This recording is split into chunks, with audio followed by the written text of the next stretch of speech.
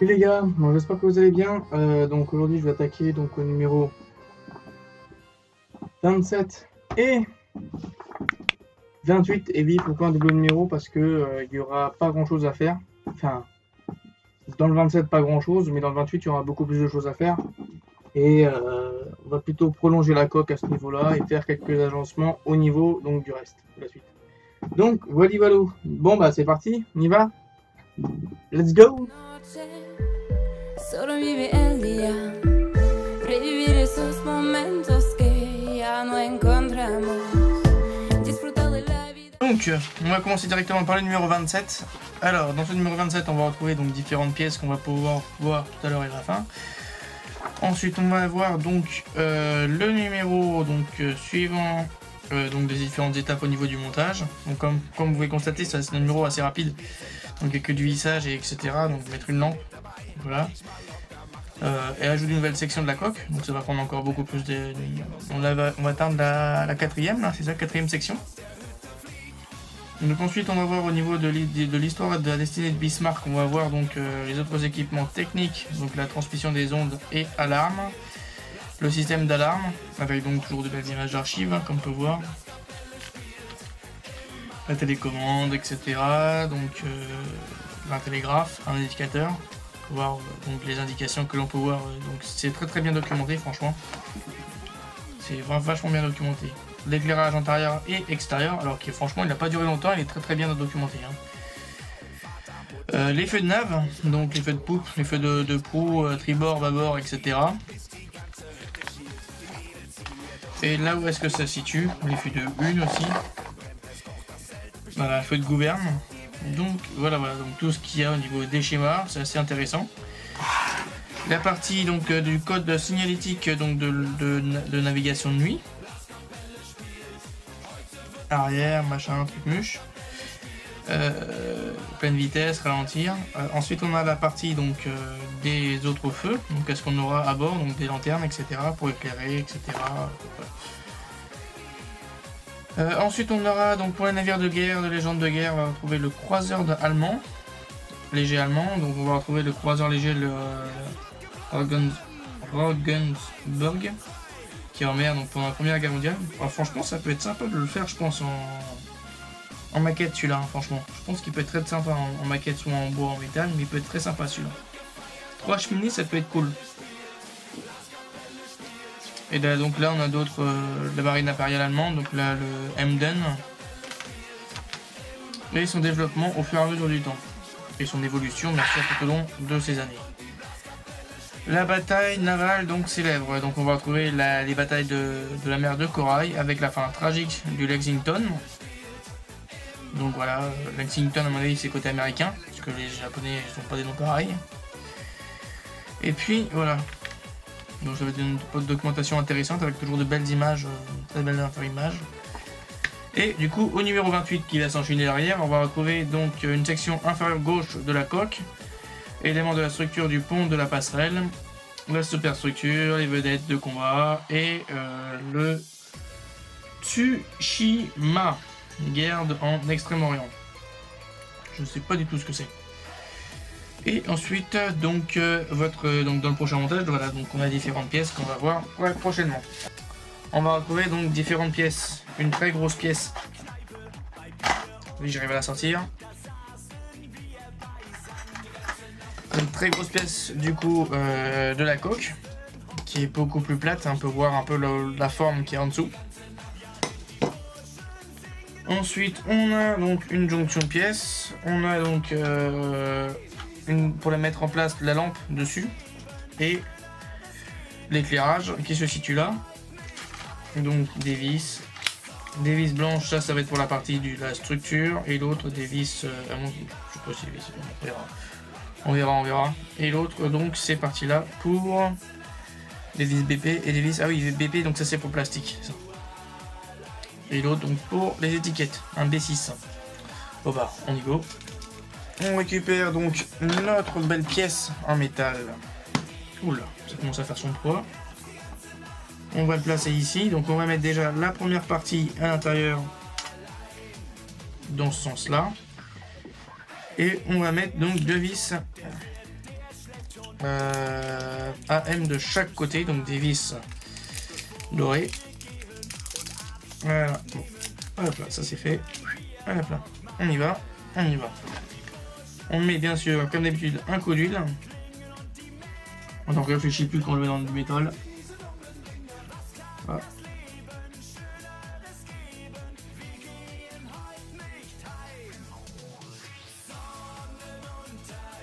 Voilà, ça fait déjà faire, me permet de faire une super grande structure. Et on va attacher la dernière partie, dernière section de la coque.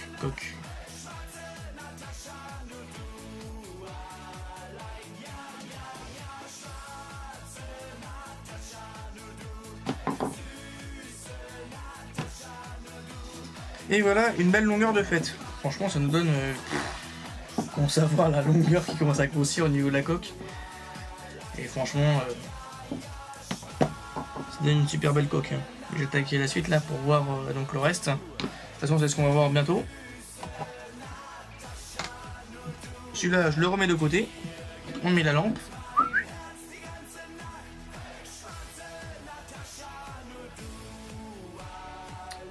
Dans la partie plastique, on déplie, on déroule. On met donc à l'autre bout le stickers. Hop, qui va venir juste ici, au bout.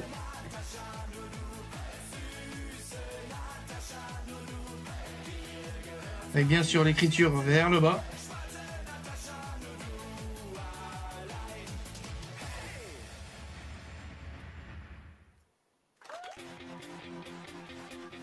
Et du coup, de l'autre côté, on va la mettre donc juste en dessous. Paf, et non, dans l'autre sens. Dans le sens, le côté anguleux de l'autre côté, vers l'extérieur. Et on le met comme ceci.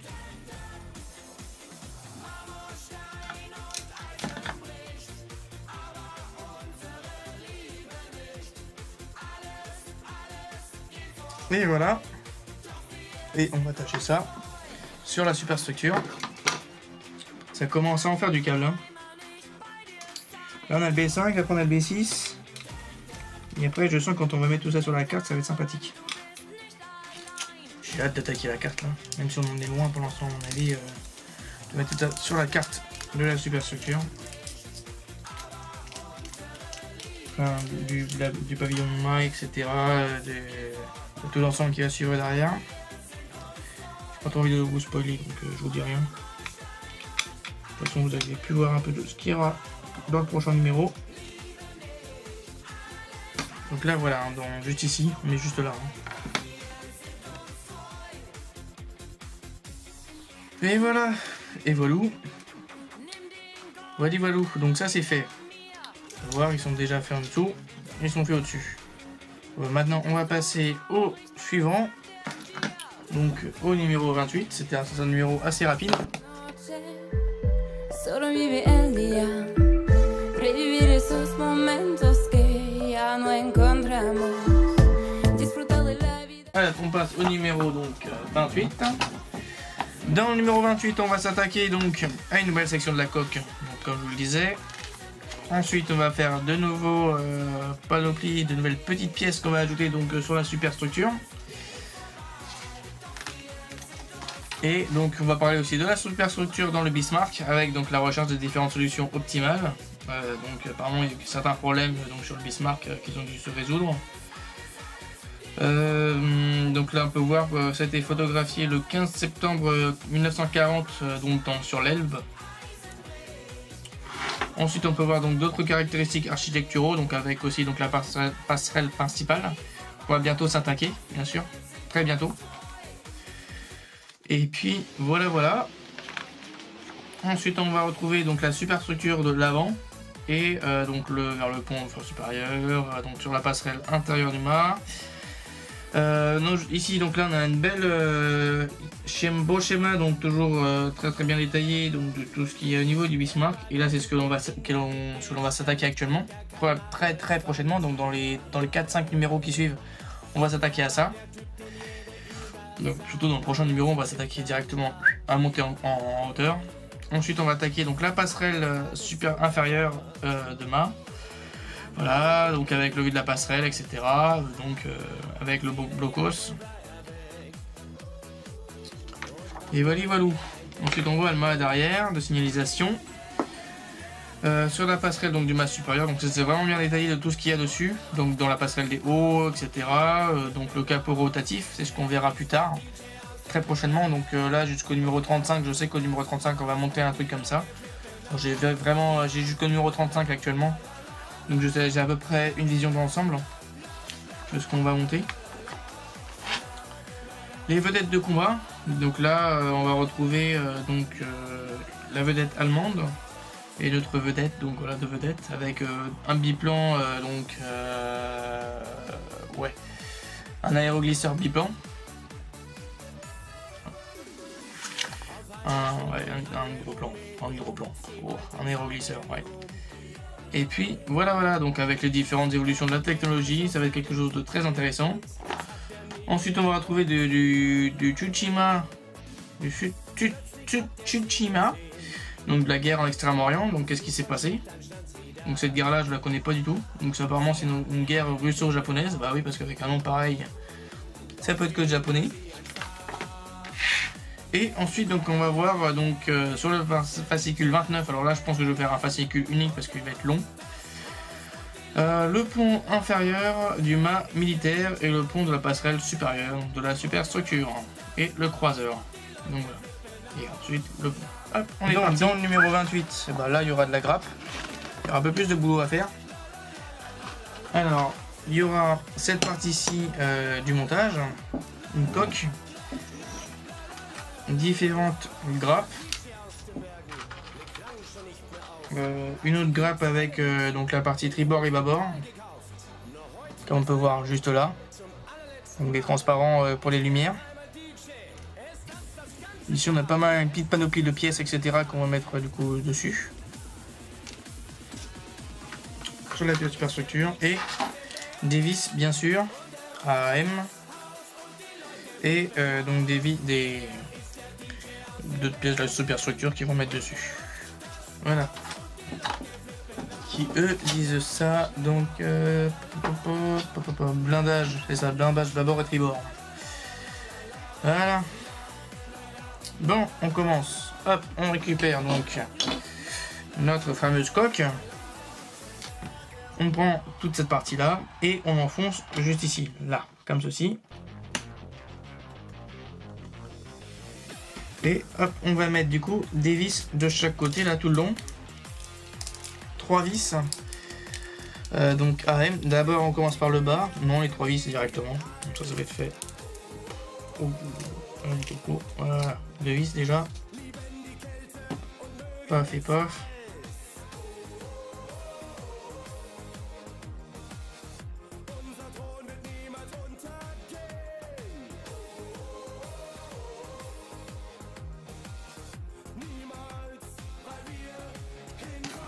Et voici, et voilà, l'ensemble de fait. Bon, elle fait déjà une belle longueur. Voilà, ça fait déjà... Oh punaise, la longueur. On est déjà qu'au début. Hein. Putain, la longueur que ça fait. Oh. Pouf. Et on voit que ça commence un peu à s'aplatir à ce niveau-là. Donc à mon avis, au fur et à mesure, il va se poser un peu sur la coque du milieu. On voyait bien qu'au milieu, donc il commence un peu à se redresser au fur et à mesure du temps, la coque. Donc hop, on la met de côté et on va continuer avec la suite. Donc ensuite, on continue. Alors, le premier côté, il va venir donc. Ça va être le. Quel côté ça? De toute façon, il y a des trompeurs de chaque côté, donc on ne peut pas tellement se tromper. Donc le premier, on va le mettre juste ici. Paf, qui va venir dans ces deux trous ici et là.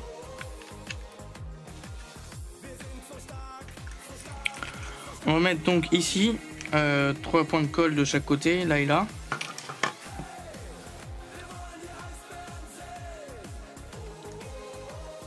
Pour former bien sûr donc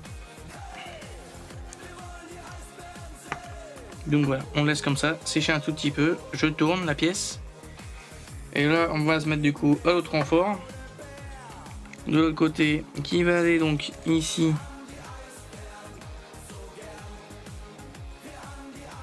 Et là. Et là, du coup, on fait la même chose.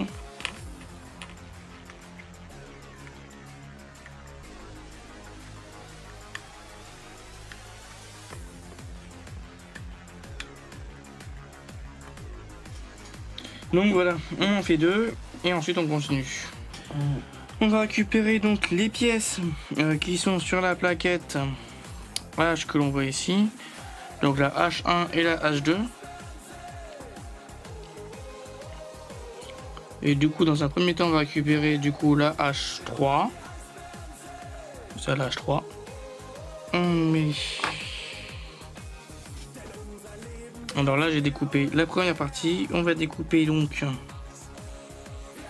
le côté rouge, donc l'interlatéral.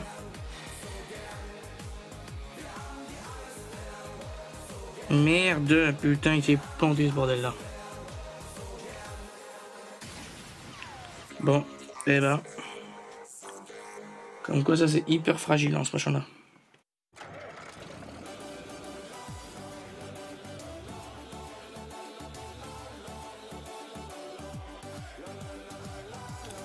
Hop là, je laisse coller un tout petit peu. Et je me retrouve juste après vers vous. Où on continue. On continue. Je vais du coup pas faire la même connerie. Je vais faire donc... je saute pas mal d'étapes. Bon, donc je stoppe ces deux étapes là. 3 étapes là. Et ensuite on va continuer donc avec la suite. Qui est donc on va poser donc le H8. Alors le H8, ça regarde sur la plaque, il se situe là. Cette toute petite pièce là. Alors là, par contre là j'ai pas compris comment il s'est cassé à moitié en deux. Ce petit truc, il va aller juste ici là. Il y a une forme à respecter dessus qui est en demi-cercle, enfin, qui a un quart de cercle. Et on va poser ça là-dedans. Je vais chercher ma petite pince.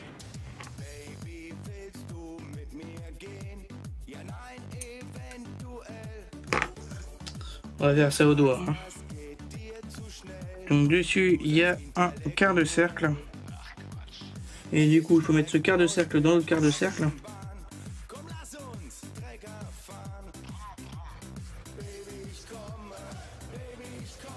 Une de fait, eh ben, on va s'attaquer donc à la lampe verte et là je peux pas me foirer sur celui-là.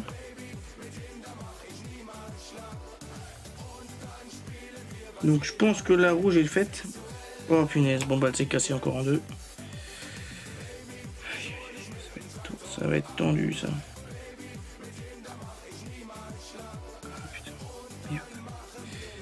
Merde, merde, merde. Ah putain, chier. Elle s'est cassée dans mes mains en faisant rien. Je peux peut-être essayer de faire un truc alors. Oh tant pis, je peux pas le faire. Je fais ça en off. Ah putain, ça m'embête, ça m'embête, ça m'embête.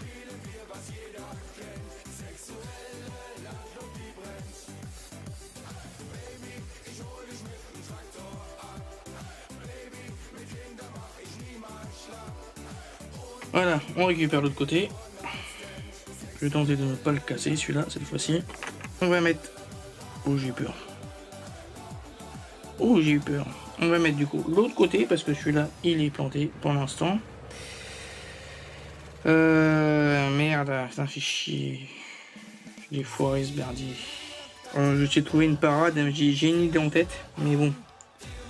Je verrai juste après.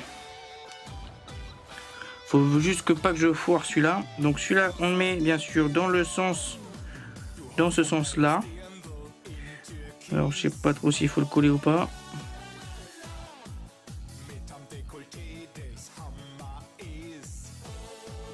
Jusqu'à la butée comme ils disent. Et ensuite, on met donc sur l'autre côté, ici, on met donc une dans le trou là, une dans le trou là. Et ouais, ça va aller. Donc un petit coup de colle de chaque côté là. Et on continue. On enfonce tout ça dedans, comme cela. Voilà. Et voilà.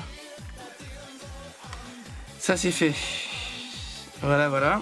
Une partie de faite devant. Et du coup, je mets la dernière partie de l'autre côté.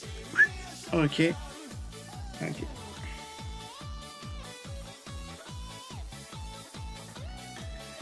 Voilà.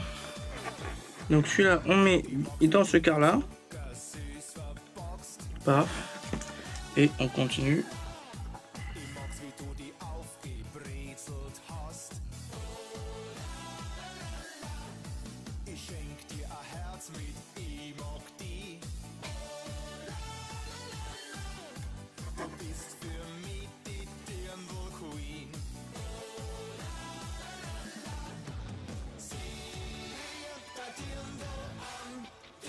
Voilà, l'autre est fait. Comment je peux faire pour l'autre par contre? Alors j'ai peut-être une parade. J'ai compris comment l'autre il fonctionnait. Alors on va essayer d'écarter les deux. De prendre celui-ci, on va essayer de le coller dedans. Ou à moins de bidouiller pour que donc l'espèce de... Je reconnais rien maintenant.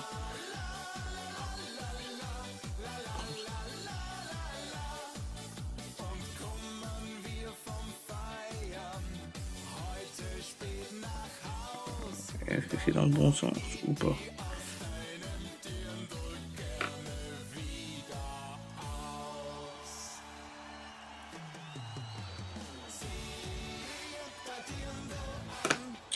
J'ai pas l'impression. Ça m'est... C'est pas trop si ça vous est déjà arrivé de ça là. De casser cette petite partie plastoc. Mais bon, je peux vous dire que c'est la galère. L'autre, on va l'enfoncer donc dans le trou en face.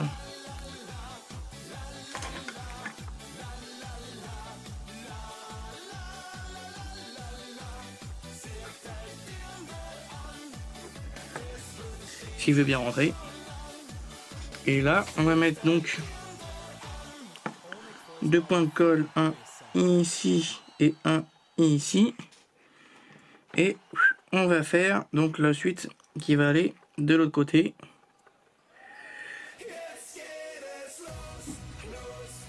Alors pas sûr que cette lampe là, elle s'allume bien. Hein. Mais voilà. Voilà le rendu de devant. J'ai rattrapé ma connerie. Putain, il est fragile, hein. Alors ensuite on continue. Alors on va mettre de ce côté là la suite qui est donc les H1 et H2. Le H1 il va aller donc juste ici.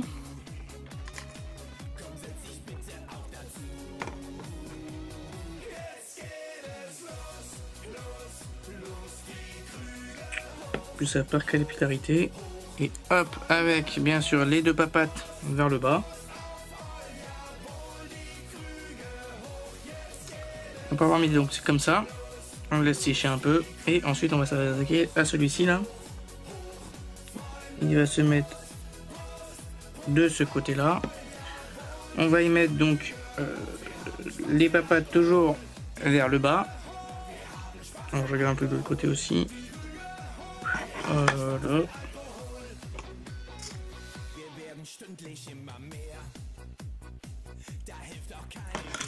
Alors, voilà le devant qui est fait. On fait de l'autre côté. Hop, on tourne le bestiau. Et on fait pareil. Et il manque un truc. De toute façon, on les mettra les derniers trucs à la fin. Ah non. Non. On va le mettre là. Donc il y en a un qui est le 5 et le 6. Il faut prendre d'abord le 5 On continue. Alors, on met ça juste ici. Pam pam pam. Et on met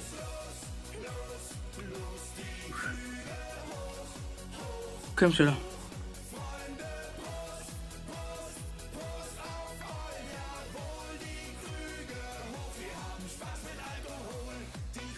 Comme dans quel sens? Dans ce sens-là? Ah non.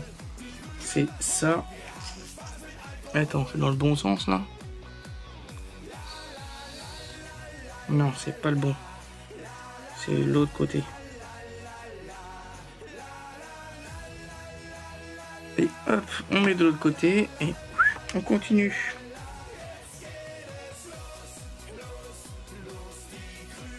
Voilà, les petites pièces sont mises devant. Et du coup, on met les deux grosses pièces.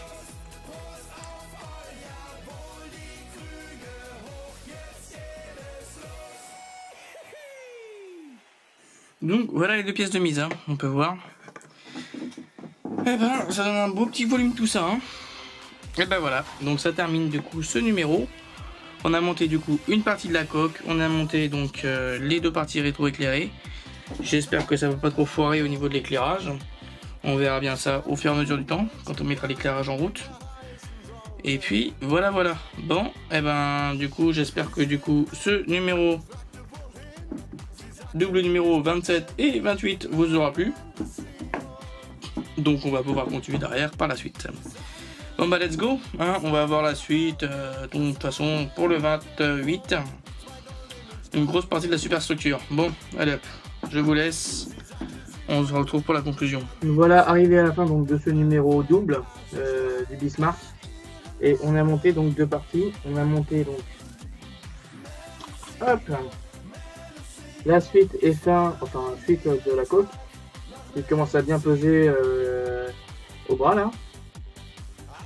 Et voilà, donc ça nous fait une belle longueur. Je vais attaquer la suite là. Mais bon, déjà le poids, finalement il doit faire au moins un bon 5-6 kg à la fin, je pense. Hein. Aussi, on a continué donc à faire, donc entre ce double numéro, on a continué donc à faire cette petite partie là de la maquette. Donc coller plein de petits détails dessus, qui rend vraiment sympathique donc une belle vue du Bismarck. Et voilà, bon bah excusez-moi, il y a eu un message Messenger, c'est pour ça. Et voilà, voilà le devant. Bon, et ben du coup, on se retrouve du coup pour le prochain numéro, donc le numéro 29. C'est un numéro unique celui-là parce qu'il y aura beaucoup de choses à faire.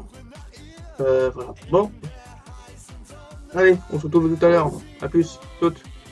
Enfin, surtout si cette vidéo vous a plu, donc laissez un pouce, un commentaire et abonnez-vous si vous n'êtes toujours pas abonné.